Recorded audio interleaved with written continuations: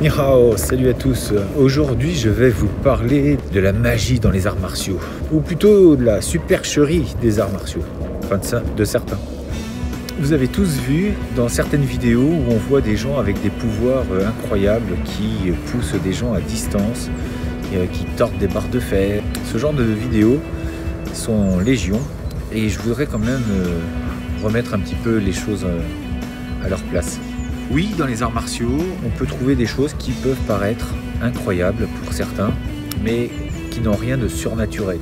Incroyable parce que, effectivement, comme on travaille sur le corps, il y a de grandes chances pour qu'on l'améliore. On le rende plus endurci, on va travailler éventuellement sur la spontanéité, sur les réflexes. Donc, effectivement, des fois, il n'est pas rare de se retrouver dans la vie réelle à se surprendre de rattraper des choses en plein vol ou une tasse qui tombe, on la rattrape alors qu'on n'y a pas pensé. Ça reste tout à fait possible et ça reste normal, même sans pratiquer. La plupart des gens, ceux qui ont des réflexes, vont pouvoir l'exécuter assez facilement. La différence avec ceux qui font des arts martiaux depuis longtemps, eh bien peut-être qu'ils le feront de façon plus spontanée et peut-être de façon avec une fréquence plus répétitive. Ça, c'est possible. Maintenant, quand on voit des gens qui endorment leurs élèves avec des pseudo-pouvoirs, entre guillemets, où il n'y a pas de contact et on voit la personne qui tombe dans les vapes ou qui se retrouve poussée à l'extérieur. Deux possibilités. Soit, bien sûr, la première, c'est que c'est faux, c'est de la supercherie. La deuxième, c'est qu'il y a une manipulation. Manipulation à l'encontre sans que les élèves s'en rendent compte. Il se peut aussi qu'il y ait des formes d'hypnose, d'auto-hypnose. À force de passer du temps avec une personne, on peut en venir, sans s'en rendre compte, devenir hypnotisé et du coup peut-être subir un peu certains phénomènes qui peuvent paraître inexpliqués. Mais je vous arrête tout de suite. Est-ce que vous pensez sérieusement que c'est possible? Est-ce que sans toucher quelqu'un, on peut l'envoyer à l'autre bout de la salle? Et surtout, quand vous voyez la façon où les gens s'en vont, enfin, et ça devient ridicule. Je me dis même que j'aurais honte d'être élève et de faire ça même pour faire plaisir à mon prof. Il y a un moment, c'est du grand n'importe quoi. Deuxième chose, imaginez si cela était possible. Est-ce que vous ne pensez pas que ce serait enseigné dans les écoles militaires? Très sincèrement, si ça existait, je pense que les militaires s'y seraient intéressés de beaucoup plus près. Et ces gars-là, vous ne les verriez pas sur des vidéos en train de faire ça parce qu'ils seraient dans des centres militaires pour que les combattants puissent faire ce genre de choses. Imaginez une troupe d'élite qui puisse faire ce genre de choses, rentrer dans un camp ennemi, endormir tout le monde, les pousser à distance, même plus besoin de fusil. Donc c'est juste une armée de surhommes. Il faut vraiment avoir un esprit objectif et encore une fois, ne pas fermer son esprit. Oui, il y a des choses sûrement que l'on peut travailler, comme l'endurcissement. On voit des phénomènes, on peut voir de la casse sur des gens, mais des vraies casses, parce que c'est pareil, dans la casse, il y a à boire et à manger, il y a de tout. On a vraiment des gens qui sont charlatans. Et je le déplore pour la pratique martiale, qui devrait vraiment rendre les gens justes, honnêtes, et avec eux-mêmes, et en plus avec les autres. Mais j'ai vu des vraies casses, des gens casser des choses plutôt dures, des vraies pierres ou des battes de baseball, ou effectivement avec leur tibia, ou tordre des barres de fer avec le tibia, c'est possible aussi. Bon, je ne vous explique pas après l'état des membres sur une vie de pratique comme ça, parce que le corps humain n'est pas fait pour casser des briques ni casser des barres de fer, mais en tout cas ça montre qu'avec de l'entraînement, c'est possible, le corps peut le faire. Maintenant, sur tout ce qui est paranormal, je demande simplement à ce que les gens fassent bien attention et qu'on n'avale pas du tout et n'importe quoi. Qu'on ait quand même un esprit objectif. Les arts martiaux, oui, il y a des choses qui peuvent paraître incroyables, mais il y a quand même des limites. Je vais vous raconter une anecdote me concernant, où j'ai vu effectivement des gens qui faisaient ça là où j'habitais avant. Et donc j'ai demandé à aller pratiquer et de ressentir un petit peu ce qu'il en était.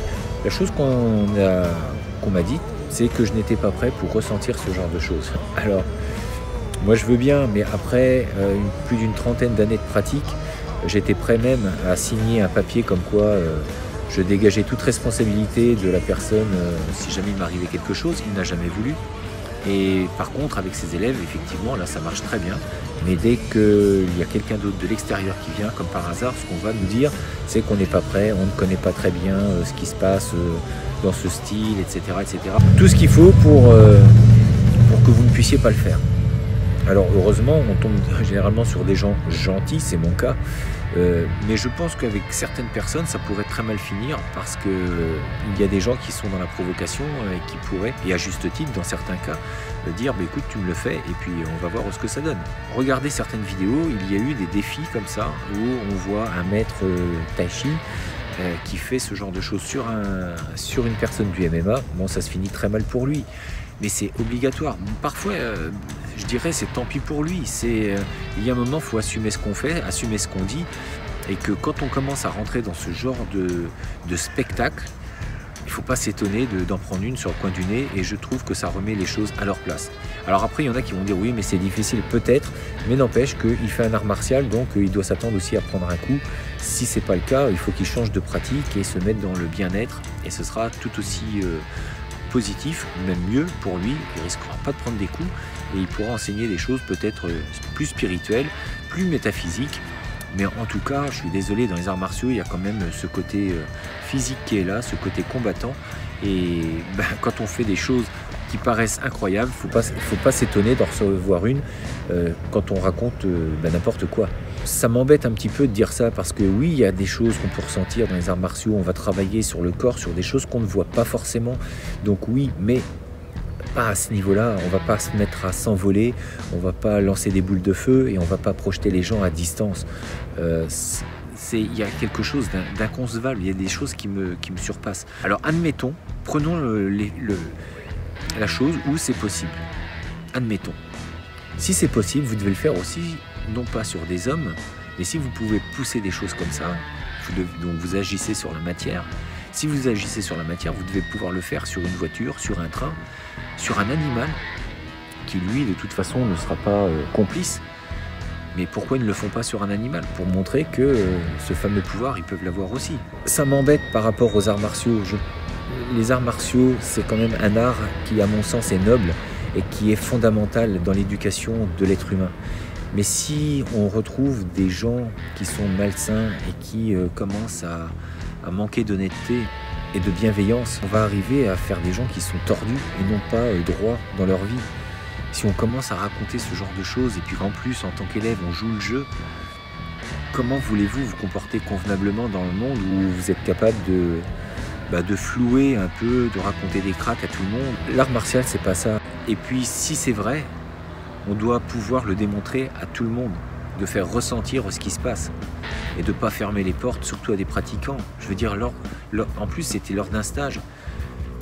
Lors d'un stage avec des pratiquants, il est normal que des gens qui pratiquent viennent voir ces gens qui montrent ces choses-là, qui montrent ces phénomènes.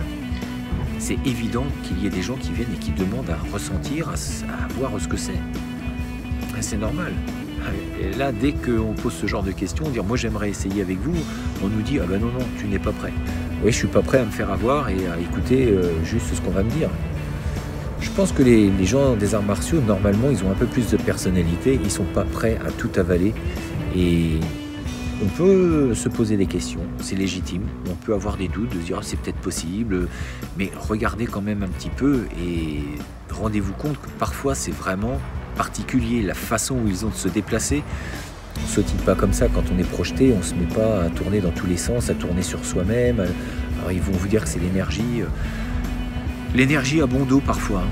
Mais en tout cas, restez vigilants, ne vous laissez pas émerveiller par des choses qui ne le sont pas trop. Allez voir sur place aussi, si vous avez des gens qui pratiquent ce genre de magie. Allez les voir, demandez-leur de ressentir et puis vous verrez bien ce qu'ils vont vous dire. Et la plupart du temps, je peux vous le dire, ils vous diront non. Sur ces bonnes paroles, je vous dis à demain pour une prochaine vidéo. D'ici là, restez forts, restez beaux et surtout restez bienveillants. Ça retienne.